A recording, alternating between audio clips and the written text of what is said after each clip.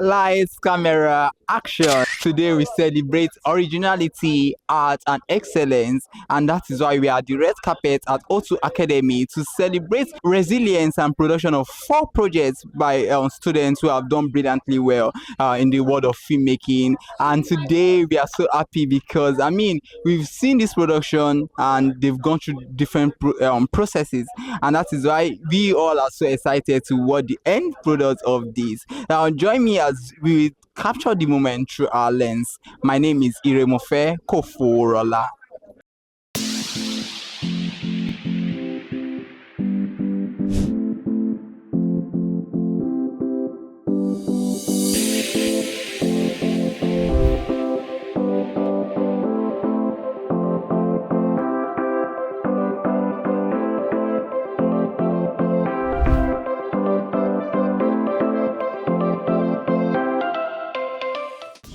Hello, can we meet you?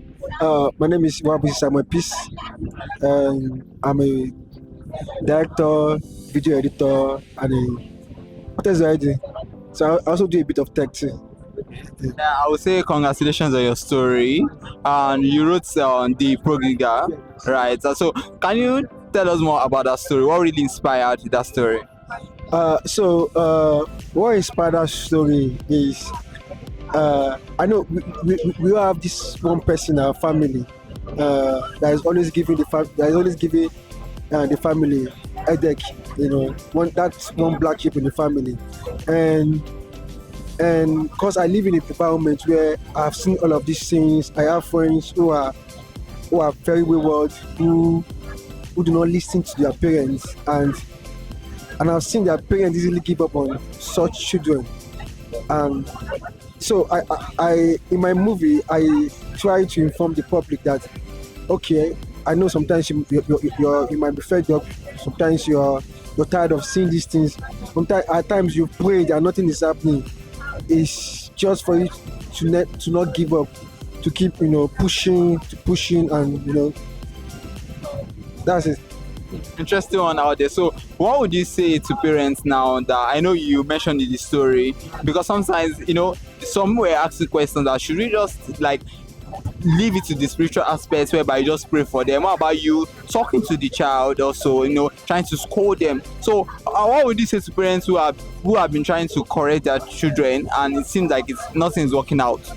Okay, I think in scolding your children, because you rebuke them in love. Now, when you rebuke a child and you don't tell what he or she does, they will start wondering why did they rebuke me? What have I done? Is it every time? You understand? So as a parent, and in this generation, we have a lot of sports children. We have a lot of children who are not, who are not well brought up. Now, prayer works. I believe in prayer a lot. Prayer works.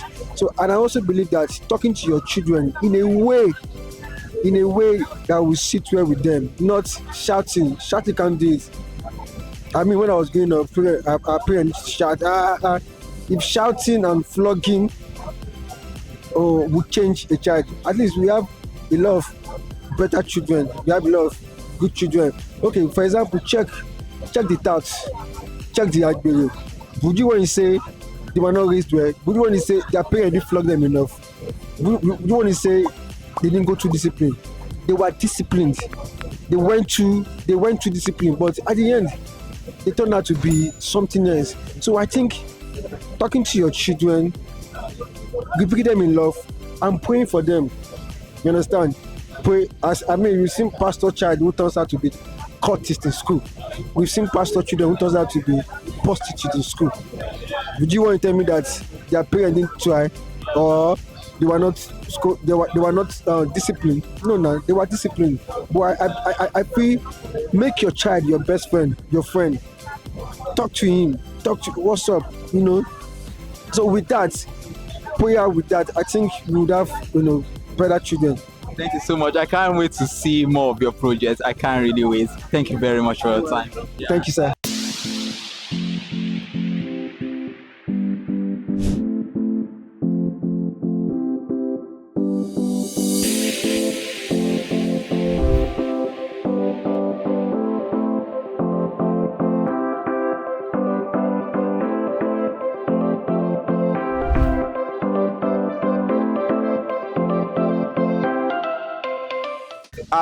Hello, can I meet you?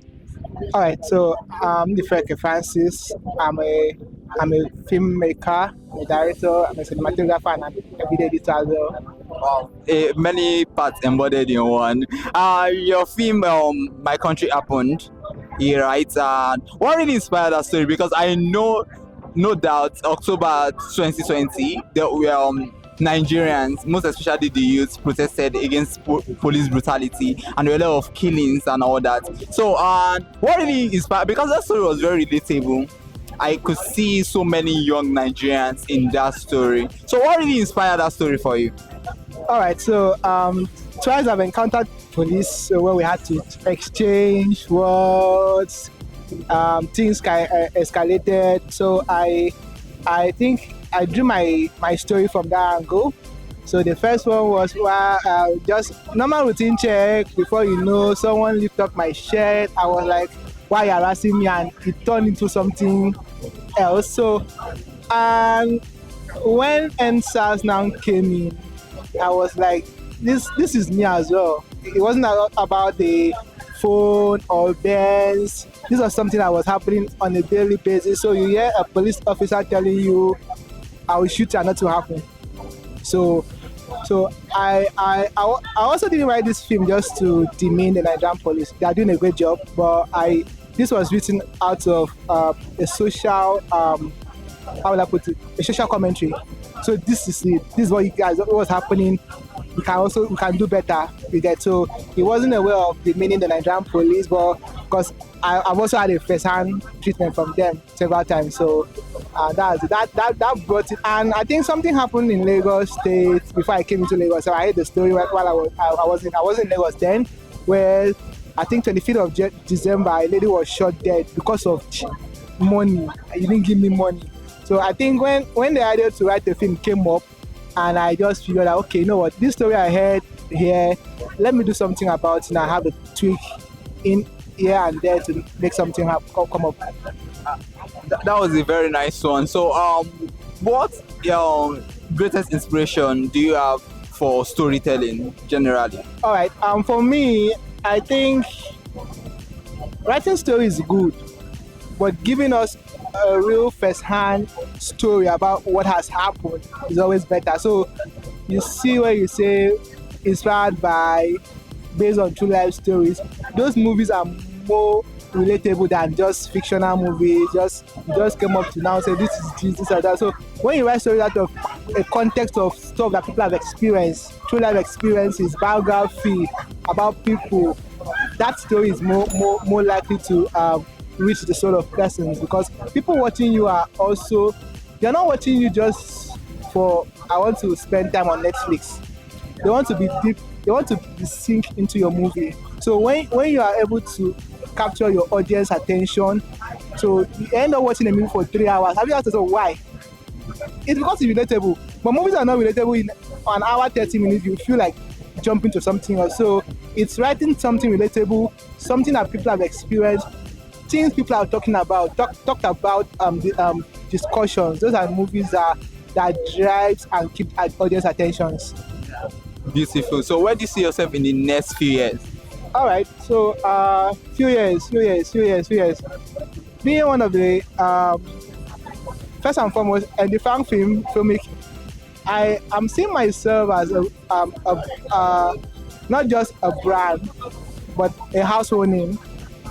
Because so we can have Dangote, we can have Tigomo, we can have Clarence Peter. I think we can have a different film as well. Yeah.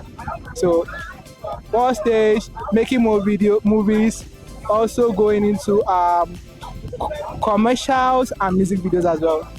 Yeah. So not just film. So and the fan film is not just, I'm not here just to do film by God's grace. So I want to go into commercials. I also want to go into music videos as well. Thanks so much for your time.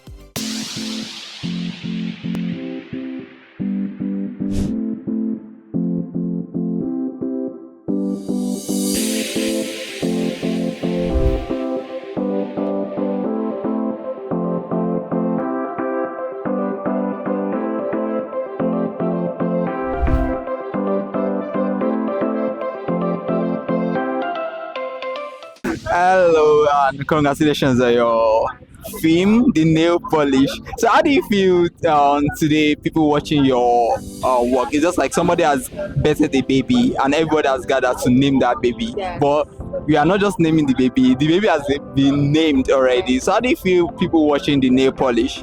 I feel ecstatic. I'm so happy, relieved. Finally, after like many months of production and just hard work, I'm very happy.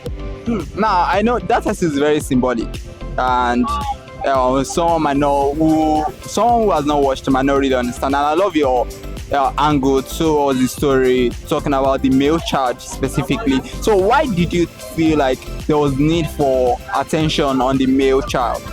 Because we don't get enough stories.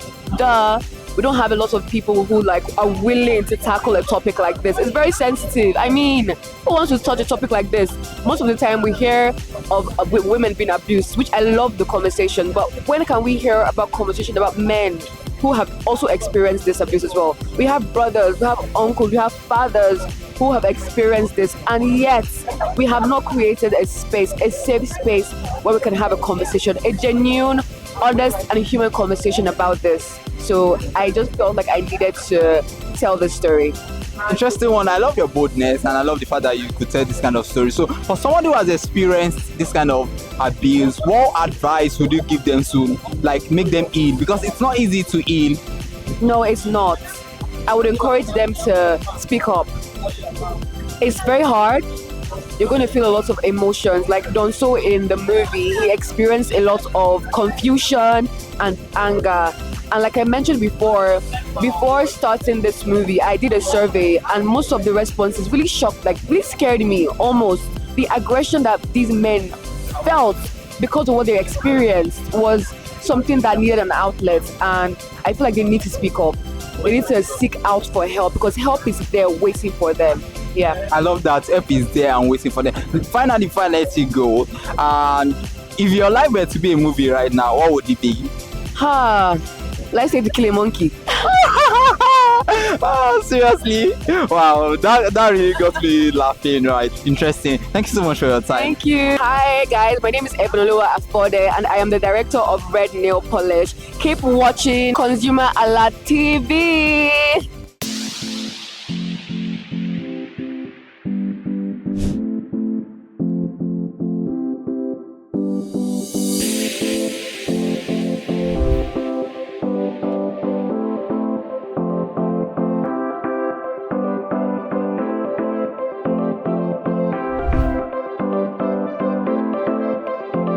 Give it up for she spoke first. Congratulations on your film, She Spoke First. Can you just describe, first I would like to meet you, and can you describe what emotions you were going through when you were like penning down, because it was really an emotional one, and it speaks about healing, it talks about trauma, it talks about so many things all embodied in one story. So I would want to know what was going through your mind while writing that story. Okay, thank you so much. Like I said during the screening, the movie is basically a film that a story I wanted to tell that people can watch and just like feel like, okay, I'm not alone. Especially for people that share the same experience with me. The story I wanted to touch on generations and how each generation has unique experiences that sum up or lead up to how they are. So it's not a film that I want anybody to bash anybody, but I just want to tell a story that helps us to empathize with our mothers more, and more than just like apportioning blames and getting angry. We feel the emotions, like feel that okay, if they knew better, they would have done better. But the way they trained us was basically what they knew. Basically, that was like the whole idea, and I'm so excited that the reception I got. I was actually so nervous about how people would like respond to the film, but I'm very grateful for the reception I got. Yeah. Okay, now let's talk about the different characters. It's cuts across different, like 3 generations. So which generation do you find really so difficult to build the character? I'll say mostly the oldest woman, Mama Ijoma, because I mean, I grew up, I stayed for some time with my grandma, but I didn't really fully experience her like as much as I would have experienced my mom. So I would say I got some ideas based off on other people's experiences, like speaking with my mom, hearing how her mother, treated her, some like her own experience growing up, and that was what would I say motivated or inspired me to write about Mama Ijoma. But based off just what people said, that was how I was able to, write around Mama Ijoma. But I would say that was like maybe my most difficult character because I had to use Igbo, I had to do some tiny research just so that everything I'm writing is correct. So yeah, I'd say that one was my most. Yeah, I truly enjoyed it, and it really portrays strength in vulnerability, and it's a very deep story. So, how did you get inspired to pick that title first? I mean, she spoke first, and it's really a lot. I want to know what inspired the title and the casting. I must say, amazingly, they did quite well. So, the casting and the title. Yeah, so for the title, like the whole idea is that my generation, this new generation is a generation that is able to speak out and not suppress emotions. So that she spoke first is just symbolic to Ada speaking up. And she's the first person in her generation to actually have that kind of conversations, to realize that, oh, this thing that has been passed down is wrong. I don't want it to continue. So that's basically the whole concept or the whole inspiration behind the title. She spoke first. And the casting, well, I mean, I needed to bring people that actually like bodied the character. So Mama Ijoma, I brought a woman in her early 60s that just owned the character. Imagine I brought a younger person who wouldn't have been able to convey the emotion. So the castings were very intentional. Yeah. Thank you. So now let's go a bit more personal away from she spoke first. So what motivated you to really like decide to tell stories, to make films, and who are your greatest influences in the movie or entertainment space? Okay, so growing up, I watched a lot of Nollywood movies, and I think that was like majorly like my major inspiration. At the time when many people used to frown at old Nollywood, these movies now that we are seeing now, we are gassing up. I used to watch a lot of them growing up. My mom would rent them, would watch them, return the discs. So I think those were like my major. I have a couple of foreign directors or writers that I like, even though I can't remember some of their names. But I know Nigeria, I read a lot of non-fiction films, and I also like African literature a lot. So I'd say those are like my core motivation for like my stories. African stories. I want to tell more African stories, and yeah, more African stories. Your mom was in that room, and I mean, she saw your work. How proud are you for you to see like your mom seated there and she could watch your work? Yeah, I'm very excited. I was a bit skeptical about bringing her though, but she has been very like supportive, especially around my like writing, and like she said, I've been writing for a really long time, but I mean, she has always been very supportive. Even if she doesn't even understand what the story is about, she will always like be supportive. So I would say I'm happy that she's here and she's able to witness like this. Yeah. Now this is your first story, so what should we look out for in the nearest future? So yeah, I am looking out to like doing more documentary films. I want to make more documentary stories and also like non-fiction stories. I probably would try out stage films, stage plays too. Just stories that is like quick and easy to relate to. I don't want to fictionize anything. I just want it to be like raw emotions that people can relate to. So yeah, I would say I'll try out collaborating with my friends, my friends that I made in film school, and also like put out some more documentary films. Yeah. Hi everyone, my name is Chioma John. I am the writer and director of She Spoke First. Keep watching ConsumerHalla TV. Hello, good evening. Can we meet you? Oh, my name is Aisha Mogaji. I can see the smile. I was an actor in She Spoke First, and my career path, I'm a brand strategist and account manager. Interesting. Have you ever acted before? That was the first. That was my first time. Interesting. So can you walk us through the journey of embodying that character, because you killed it? Okay, I would say She Spoke First is actually very personal to me because this is something I think everybody has faced, everybody can relate to. The story was very beautiful. When I read it, I'm like, wow, how was she so. I don't know how to put the words. It was just a very beautiful thing, and it was something that I've gone through. So I think because I have faced it, it made it easier for me to understand Ada. And you look like Ada. All right, so looking at that kind of story and you embodying that character, what advice would you give to parents or people who are still struggling with trauma or abuse faced from their own childhood? Okay, I would say we should always give our parents grace. This is their first time living, but at the same time, in as much as we're giving them grace, we should not continue the cycle because most of the emotions our parents are going through or they are passing down to us are something that their parent also did to them. So let's try as much as possible not to continue it. You don't like the way your parent makes you feel. Make sure that when you give birth, you don't also carry on. Be the change you want to see. So that's what I would tell everybody. All right, interesting. So if your life were to be a movie right now, what would that be? Right now, life is showing me girl, but I would say brighter future. All right, I believe that would definitely come. So that means you should be expecting to grace more of our screens, right? Yeah, I think so. I enjoyed it, even though I had a lot of takes though, because that was my first time. But like, I would say I enjoyed watching myself, and it's actually a very different thing, acting and seeing everything come together. It was so beautiful. So yes, hopefully, my directors, please cast me. Interestingly, high five. I'm rooting for you.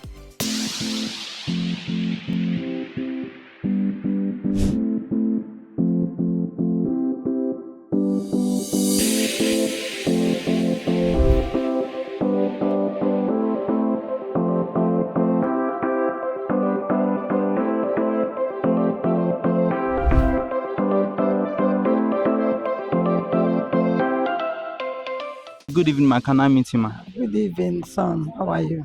I'm fine, man. Can I meet you, man? My name is Elizabeth Aswatalam, known as Mami Joma in the film. So I am very, very happy to be in your midst today because when Chioma called me, when he came to meet me to come and act this set, I said, how will I do it? Because I have never acted before. So I don't know that I said, okay, let me try. So when we come, I thank God that we started it and everything worked well. So thank God. Looking at that character, someone cannot believe this is your first time acting. How were you able to really embody that character and it was so interesting? It's fantastic. It's God. It's God. You know, when I have grandchildren, so when I'm with them, we do even in my area, when I talk, people look at me, they are laughing, they say you're acting, so I don't know that we make it real like that. So may the name alone, may God name alone be glorified. The next time we will do more better than this. So that means we are open for more opportunities. Yes. Anytime you call me, anytime you people call me, I'm available. Okay. Thank you so much for your time.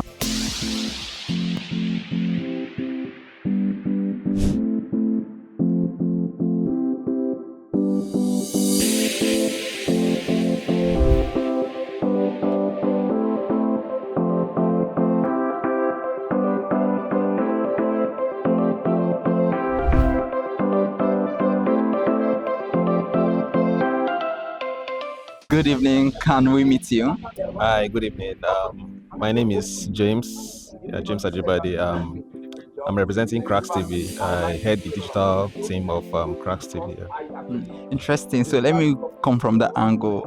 Having watched the 4 short films tonight, and they told beautiful stories. So which of those 4 stories really stood out for you when it comes to the cinematography?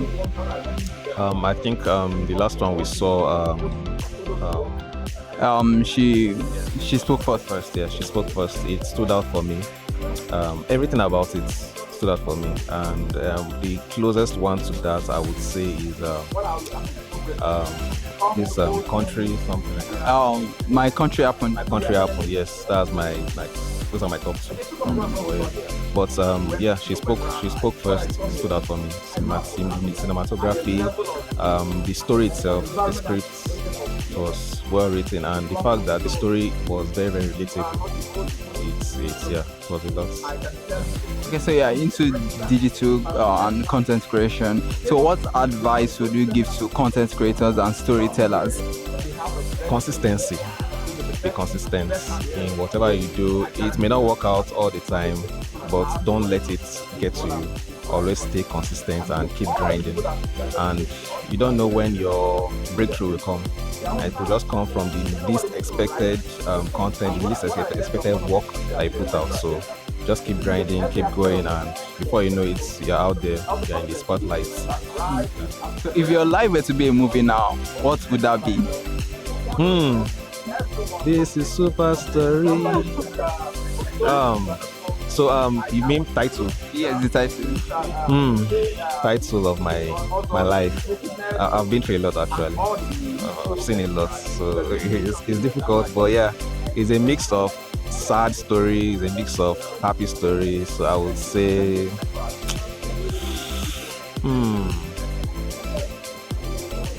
I don't know. It's hard to think of his title right now, but it's a lot. It's a lot. I can't really think of any title right now. But, yeah.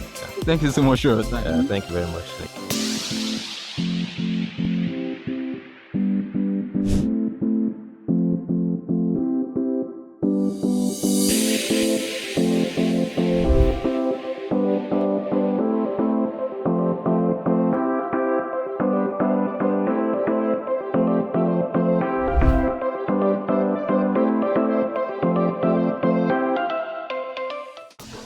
Good evening, Mr. Ikechukwu Okoro. Nice to see you today. Nice to see you too. Yeah. To begin with, we are part of the jury, and we had 4 short films. I know it must have really been a difficult one, trying to pick which one was better or which one was the best. So, how was the experience like for you, Sam?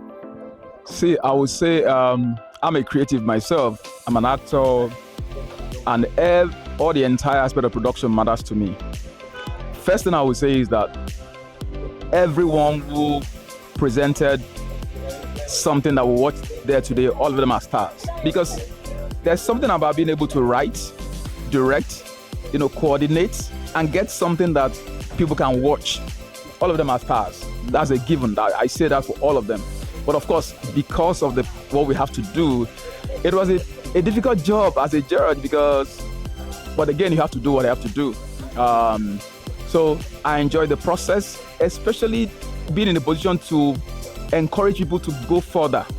Because what we're doing essentially as a judge is, look, you've done this, we'll tell you, the loopholes, we'll tell you how to cross your T's, how to, what to do the next time, and then you keep improving.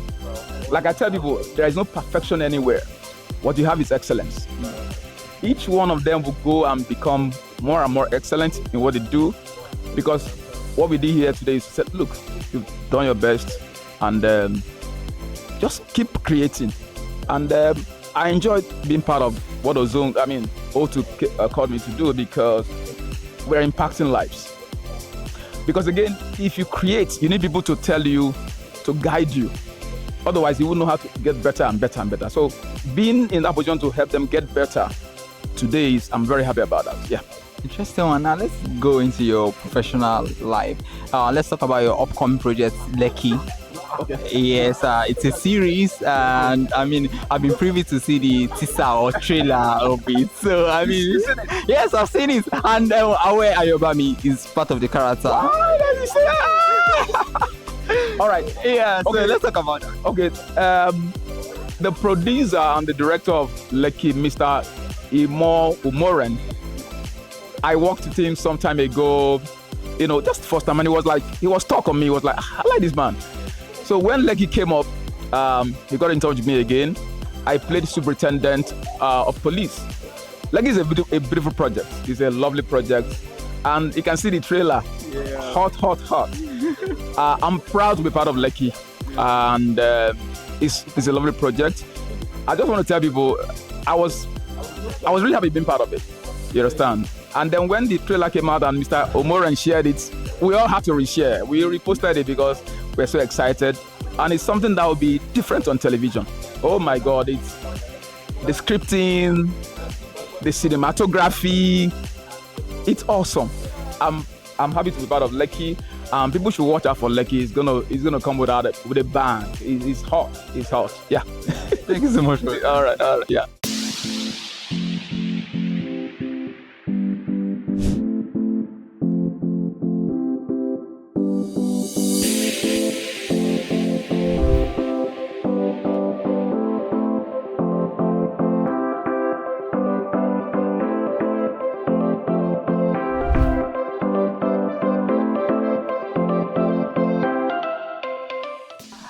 Good evening, sir. Can we meet you? My name is Adekunle Nodasha Dijurigbe. I'm a producer, filmmaker, storyteller. A man of many parts, and I must say I'm one of your biggest admirers of your projects, your productions. Fantastic job. So you were part of the jury today, and we had 4 short films, beautiful stories, well told and well layered and all that. So as a man of many parts, as a cinematographer, a director, a producer, so which of these 4 stories stood out the most for you? The thing is, all of them stood out in different ways, right? Red Nail Polish stood out for its quirkiness. It's a very different kind of storytelling. My country had very relatable Nigeria, and it almost felt like you're watching some upgraded version of Super Story. You understand, which is good, which is a very brilliant thing to do. And then you have She Spoke First, which is more heartfelt. It's like a bunch of, you understand. So they all stood out, but for different things. Yeah. So interesting. So how was it like for you to be part of the jury to decide specifically, okay, this stood out and all that? So what was really going through your mind in the process of deciding?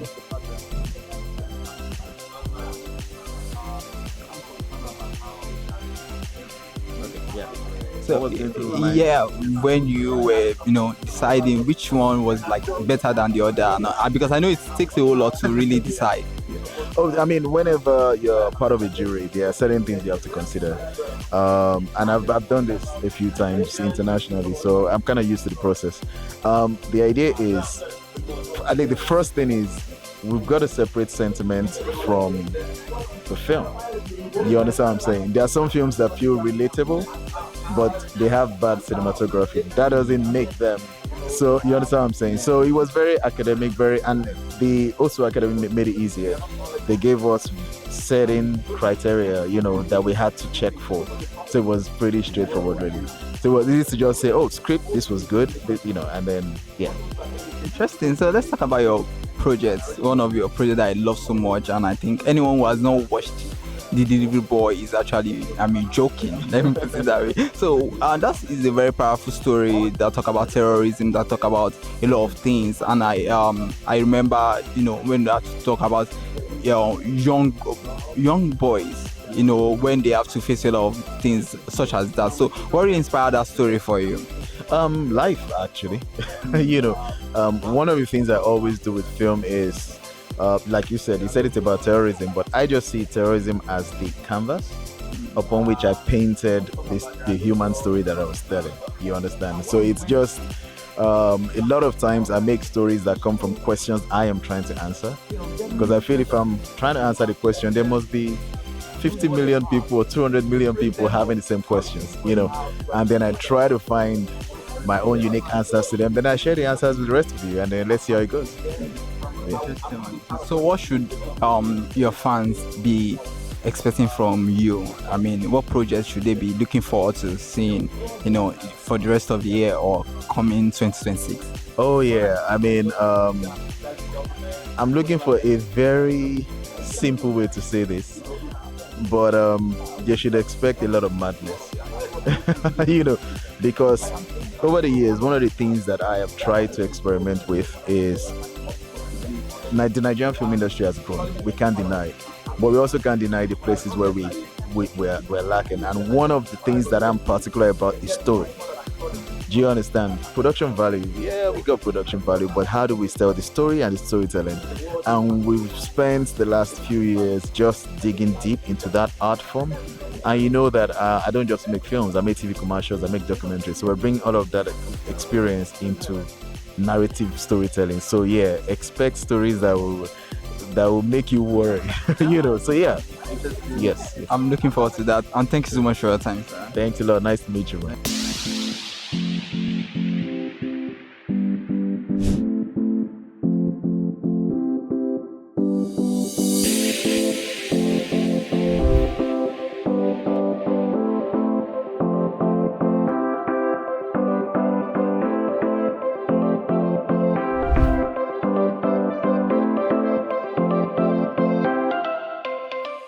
Good evening, sir. Can we meet you? My name is Jack. Amaso Jack. Amaso Kaiser Jack. So you witnessed the event tonight, and it was a screening of 4 powerful short films with powerful messages. So out of all these 4 films, which one stood out the most for you? The color of your red carpet, red fingernails. Is that what it was called? The nail polish. The nail polish. Yeah, that struck me. Why was that striking for you? I think I wasn't expecting it. The other lines are fairly relatable lines, but I didn't expect that. It took me by surprise, and I think it was a good idea, especially from a young lady. So if you would give anyone an advice now, somebody who is interested in storytelling, probably in any aspect, in any angle, in any format, what advice would you give such a person? Depth of thought. Your thinking has to be deep. You have to do things that will make your thinking deep. You just have to keep going lower and low. Take the elevator of creativity, all through the ground, drill down. You just have to get a deeper version of your story. You can always go deeper. I'll vote for depth any day. You have 2 weeks to create a movie. Use 12 days thinking, and then come out with magic. Thank you so much for your time, sir. Pleasure is mine. Good evening, Mr. Uchi. But let me say, how do you feel tonight seeing all your students coming out with amazing projects? I mean, each one were well layered, beautiful stories, well told, the cinematography and all that. How do you feel seeing their created works? When a woman gives birth after 9 months of labor, right? You're just looking at your child like this. That's how I feel right now. I'm excited. I am excited for the Nigerian industry. I'm excited for my students. I mean, it's gone beyond teacher-student thing into a mentorship thing. So I've been able to help them birth their very first film, and as an academy, we are very excited about what it is to come. Interesting one out there, and I would want to know the rigorous processes that went into. I mean, each of these films has its different processes, I know, because they tell different stories. Yeah. But would you just want to share with us few of the rigorous processes that went into production of these films? It's that every film you make, right, is a challenge, right? So from pre-production to production to post-production, several challenges. I mean, the red nail polish actors that she has rehearsed with for 2 weeks cancelled on the day of the shoot.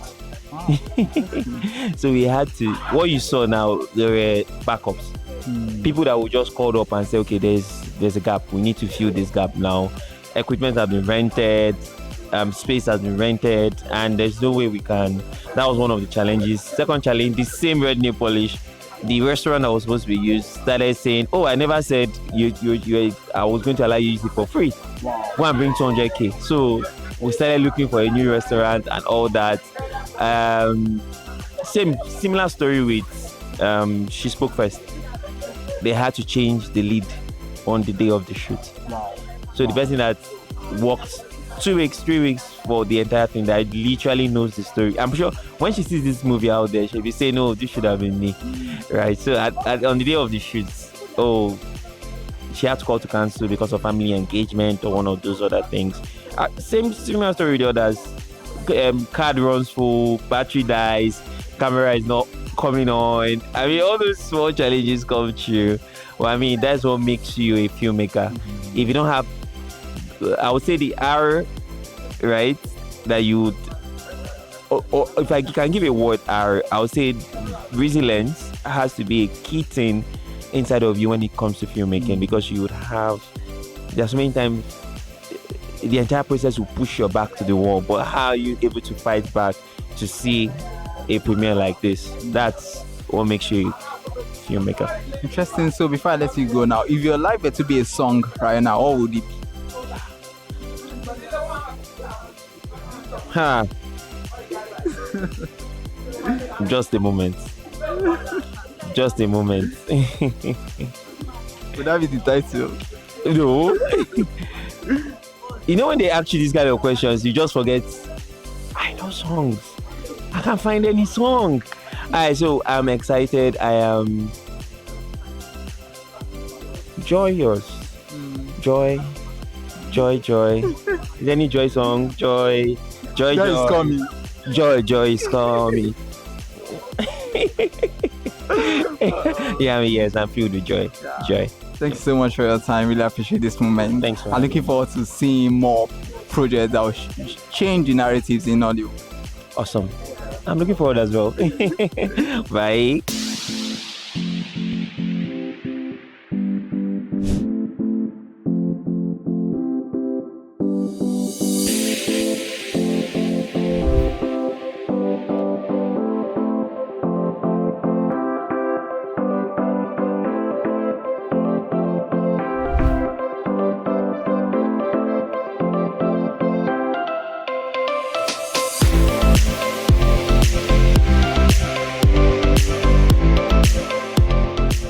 From Red Nail Polish to My Country Happened to She Spoke First and The Prodigal, we've seen 4 amazing different projects with different themes, and I'm so glad I was a part of this. And we've also seen that these producers have been awarded, and the award for best short film went to She Spoke First, a beautiful story out there. And thank you for staying tuned. Thank you for joining me on throughout this journey, and see I grace your skin the next edition. My name remains Iremofeko Foworola. Bye for now.